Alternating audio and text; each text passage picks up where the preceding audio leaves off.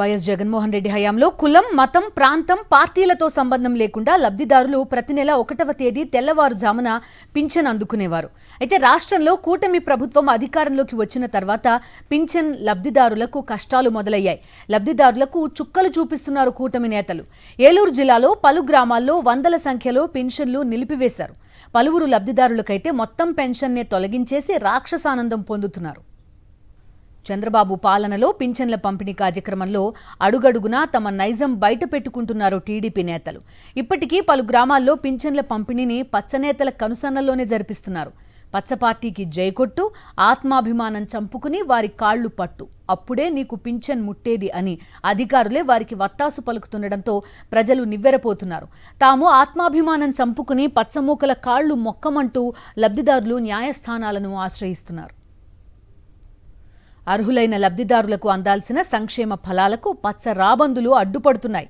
వైఎస్ఆర్సీపీ హయాంలో స్వేచ్ఛగా ఇంటికే వచ్చి చేరిన సంక్షేమానికి పచ్చ మూకలు మోకాలడ్డుతున్నాయి.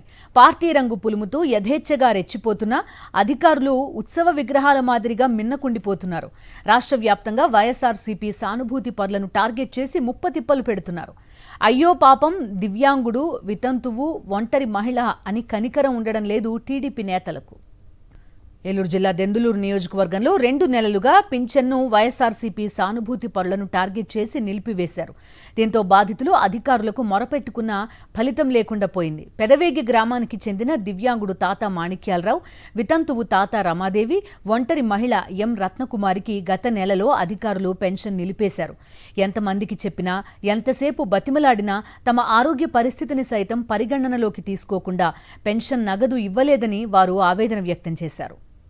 కనీసం ఈ నెలైనా పింఛన్ ఇస్తారని ఆశగా ఎదురుచూశామని ఇవ్వలేదని కన్నీటి పర్యంతమవుతున్నారు. టీడీపీ నేత తాతా సత్యనారాయణ ఇంటికి వెళ్లి ప్రాధేయపడితే పింఛన్ ఇస్తారని అధికారులు సూచిస్తున్నారని మాణిక్యాలరావు ఆవేదన వ్యక్తం చేశారు. ఆత్మాభిమానాన్ని చంపుకోలేక న్యాయస్థానాన్ని ఆశ్రయించానని మాణిక్యాలరావు రమాదేవి తెలిపారు. నేను వైసీపీ సానుభూతి పడిని, నాకు కావాలని వైసీపీ తిరిగానని కావాలని టీడీపీ వాళ్ళు నాయకులు కావాలని నా పెన్షన్ నిలుపుదల చేశారండి. అధికారులను అడుగుతుంటే వాళ్ళు ఏం చెప్తున్నారంటే మా నాయకులు వాళ్ళ దగ్గరికి వెళ్ళాలంటే అండి, వెళ్తే ఇస్తారంట. ఇప్పుడు ఊళ్ళో అందరికీ అలాగే మా దగ్గరికి వచ్చి తీసుకోమంటే మేము కూడా వెళ్తామండి. అంతే తప్ప ఒక నలుగురు నాప్ చేసి పెన్షన్లు మా దగ్గరికి వచ్చి మమ్మల్ని బతులాడుకుంటూ ఇస్తామనేది ఎంతవరకు కరెక్ట్ అండి? అలా కాకుండా మొత్తం ఆపాలనుకుంటే మొత్తం పంచాయతీ మొత్తం ఆపేసి వాళ్ళ దగ్గరికి రప్పించుకుని ఇమ్మనండి. అప్పుడు అందరితో పాటు నేను వెళ్తానండి. తాత సత్యనారాయణ గారి దగ్గరికి వెళ్తే మీ పెన్షన్ తొందరగా ఇచ్చేస్తారు అని చెప్తున్నారండి. వాళ్ళతో మేము వెళ్ళమంటే మేము మాట్లాడుకోము. అందరితో పాటు నేను అర్హుని కనుక నాకు పెన్షన్ వస్తుంది, వాళ్ళ దగ్గరికి వెళ్ళాల్సిన పని ఏముంది అని అంటే వాళ్ళు ఇవ్వద్దన్నారని అధికారులు కూడా ఇవ్వడానికి ముందుకు రావట్లేదండి.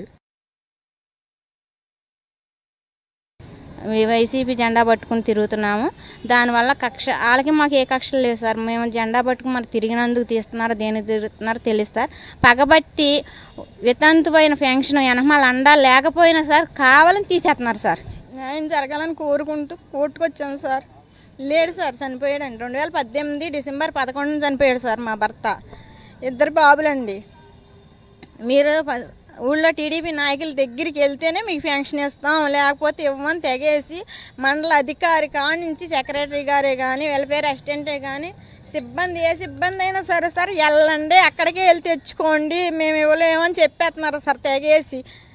మేము కోర్టుకి వచ్చింది కదా సార్, మరి మేము మళ్ళీ కోర్టుకి వెళ్తామంటే లేదమ్మా మీకు 2 నెలల పెన్షన్ ఈ నెల ఇచ్చేస్తాం, వెళ్ళొద్దు, మీరు ఎక్కడికి వెళ్ళవసరం లేదని వెల్ఫేర్ అసిస్టెంట్ గారు చంద్రశేఖర్ గారు చెప్పారు సార్ నాకు ఫోన్ చేస్తే. సరే తీరా వెళ్తే పేరు రాలేదంటున్నారు. పేరు రాలేదని ఎందుకు రాలేదని వెళ్ళి అడిగితేనేమో మీరు టీడీపీ నాయకుల దగ్గరికి వెళ్ళండి అమ్మా, మీకు పట్టుదల ఎందుకు, 5 నిమిషాల పనికి వెళ్తే అయిపోద్ది అని అంటున్నారు. 5 నిమిషాల పని దేనికి వెళ్ళాలి? మాకు పైనుంచి 2019 నుంచి పైనుంచి వచ్చే పెన్షన్ వాళ్ళకి మేము ఎందుకు వెళ్ళి తెచ్చుకోవాలని సార్. వైఎస్ జగన్మోహన్ రెడ్డి ప్రభుత్వంలో వాలంటీర్లు వేకువజామునే పింఛన్లు పంపిణీ చేసేవారు.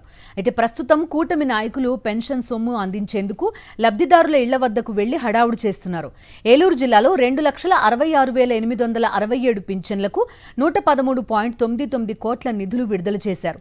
దెందులూరులో అర్హులైన దివ్యాంగుడు, ఒంటరి మహిళ, వితంతు మహిళకు పెన్షన్ అందించకుండా వారిపై వైఎస్ఆర్సీపీ ముద్ర వేసి వారికి పెన్షన్ అందకుండా తెలుగుదేశం పార్టీ నాయకులు కుట్రలు పన్నారు. గత నెలలో 2,68,353 మందికి పింఛన్లు అందించగా ఈ నెలలో 1,486 మందికి కోత విధించారు. మరణాలు, ఇతర రాష్ట్రాలకు వలసలు, 3 నెలల పాటు పెన్షన్ తీసుకోకపోవడం వంటి కారణాలతో ఈ నెలలో పింఛన్ లబ్ధిదారులు తగ్గారని అధికారులు చెబుతున్నారు.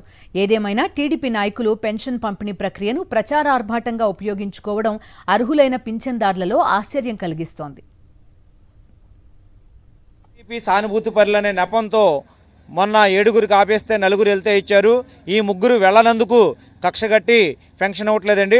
గత ప్రభుత్వంలో కూడా ఏ నాయకుడి దగ్గరికి కానీ ఏ అధికారి దగ్గరికి కానీ వెళ్ళకోకుండా వాలంటీర్లు ఇంటికి తీసుకొచ్చి పెన్షన్లు, సంక్షేమ పథకాలు అందించిన చరిత్ర అండి. దయచేసి ఇది ప్రభుత్వ పథకం కాదు, ప్రభుత్వం ఇచ్చే సొమ్ము, ఇది పార్టీ సొమ్ము కాదండి.